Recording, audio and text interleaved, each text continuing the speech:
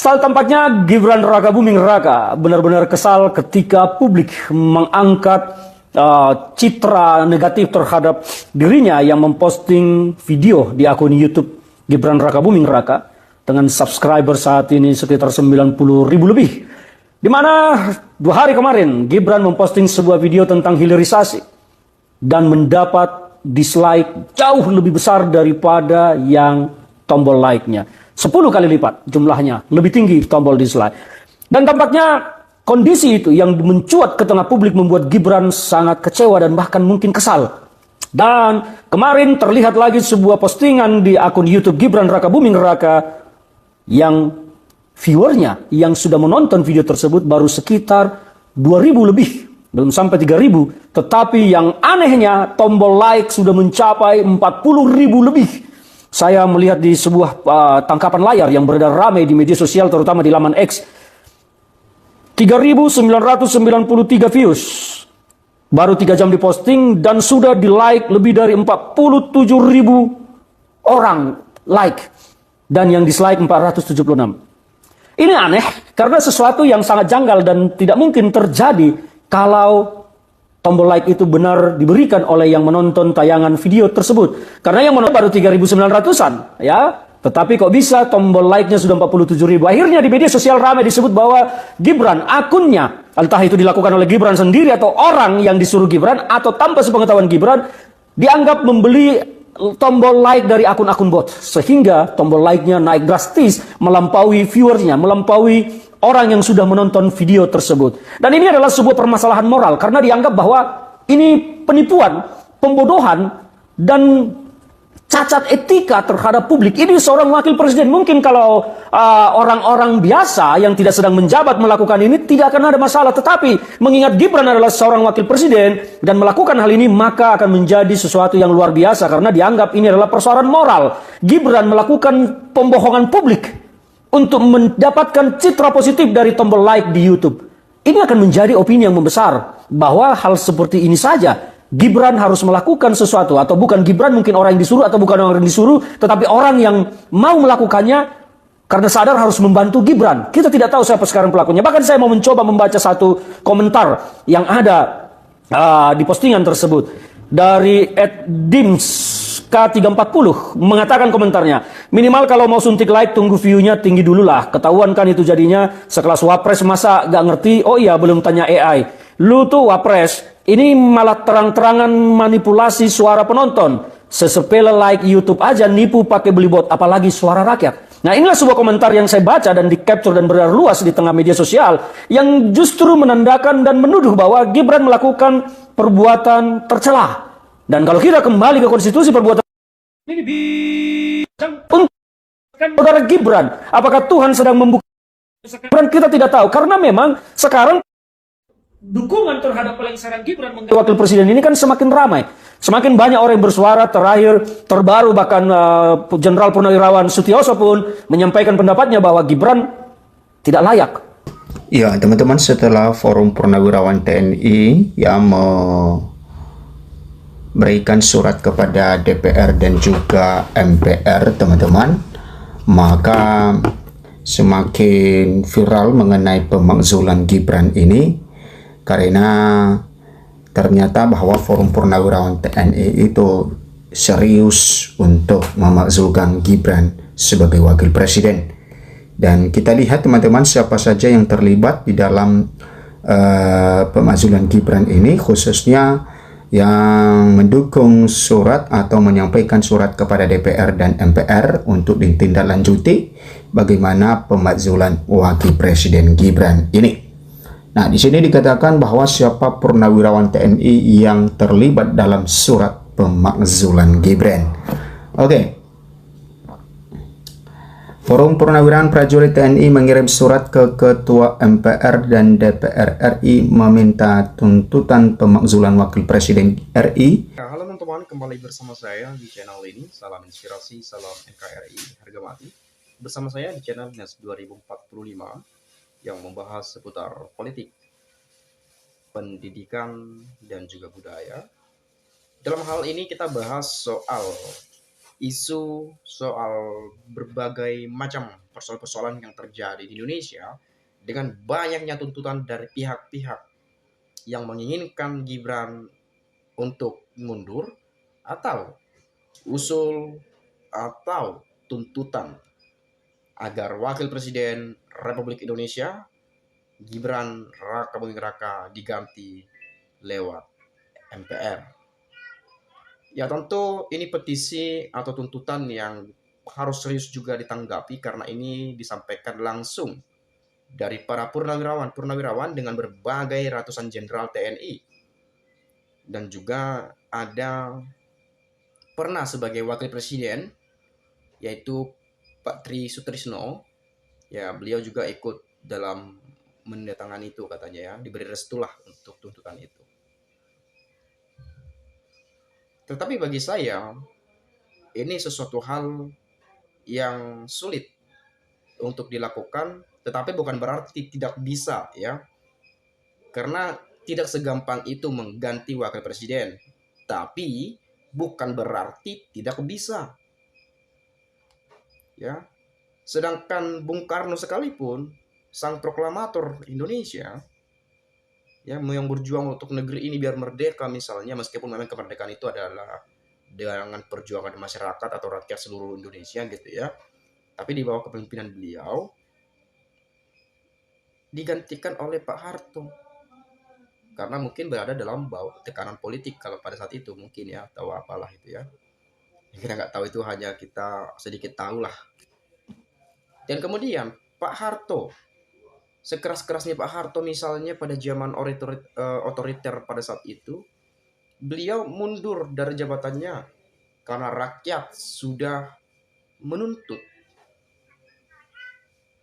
Suara rakyat menggelegar, ya,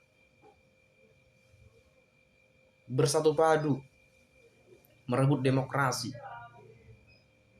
Ya, Pak Harto legowo mundur dia dari jabatannya sebagai presiden. Padahal sudah 32 tahun menjabat sebagai presiden. Ya 32 kurang lebih ya. Bayangin aja dulu. Ya, hampir 7 dekade. Nah kemudian ada presiden kita Abdurrahman Wahid atau kerap sering sekali kita dengar Gus Dur.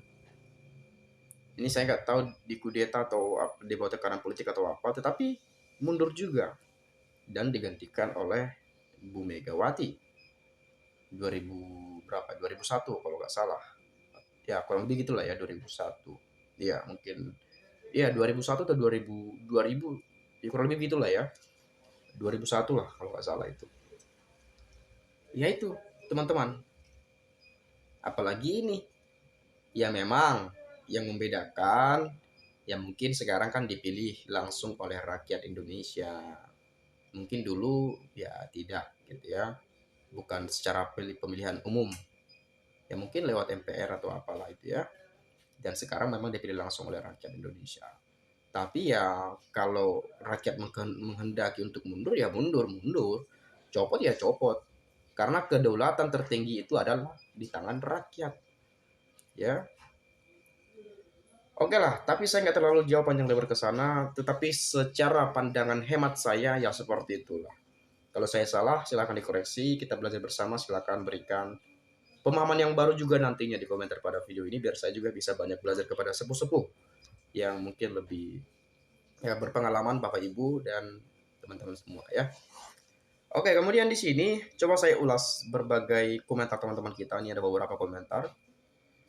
Dan ini penyampaian berdasarkan apa yang sudah kita dengar dari cuplikan video sebelumnya yang disampaikan tulang lah ya, tulang Hutahayan ya, Ferdinand Hutahayan ya, politisi PD Perjuangan. Gibran itu tidak layak wapres ya, terlalu dipaksakan oleh bapaknya Joko Widodo dengan manipulasi hukum. Keluarga membohongi, menipu rakyat Indonesia, memalukan.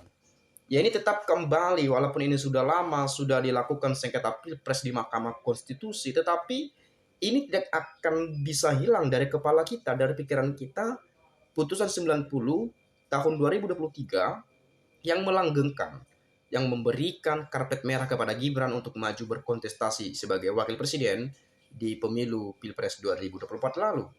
Dengan adanya paman Gibran, dengan adanya bapak Gibran atau ayahnya Gibran sebagai presiden pada saat itu. Jadi ya banyak yang menyebutkan ini pasti ada campur tangan atau cawe-cawe dari seorang Jokowi pada saat itu. Ya kita nggak tahu sebetulnya bagaimana, tapi logika saya sih ya kalaupun putusannya sebegitu memang mencederai juga sebetulnya ya konstitusi kita. Tapi ya itu tadi, kalau rakyat nggak pilih ya nggak bakal jadi juga sebagai wapres.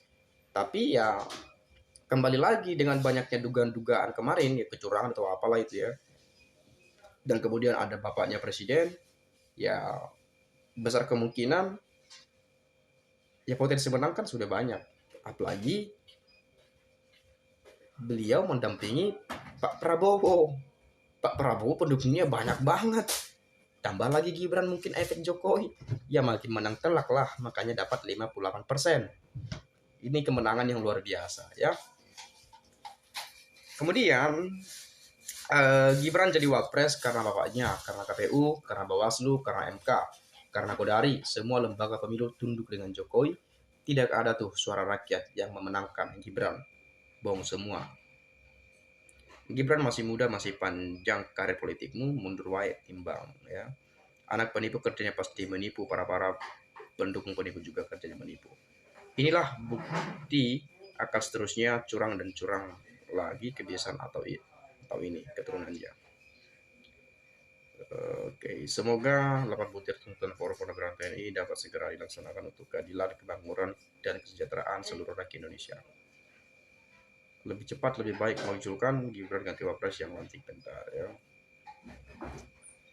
Pak Jas Biru rapatkan barisan bersama teman-teman maju bersama baju bareng-bareng, suarakan yang keras, Pendaka bisa Pendaka Jaya maju bersama hebat semua tepuk tangan ya. Lebih cepat lebih baik, malu bangsa yang besar buat main-main sama orang yang tidak kompeten, masih banyak yang lebih segalanya. Yakin Purnawirawan tidak sembarangan membuat persetujuannya. Beliau sudah banyak makan asam, garam, kehidupan, perjuangan. Ya makanya tadi saya katakan ini harus ditanggapi secara serius. Karena ini disampaikan oleh Purnawirawan TNI loh. Bukan main-main ini ya. Bukan kita-kita, masyarakat kelas-kelas bawah ini gitu ya. Mereka udah berjuang untuk negeri ini. Jadi mereka tahu bagaimana negeri ini ke depan. Mereka pasti mencintai negeri ini. Ya. Kemudian yang terakhir.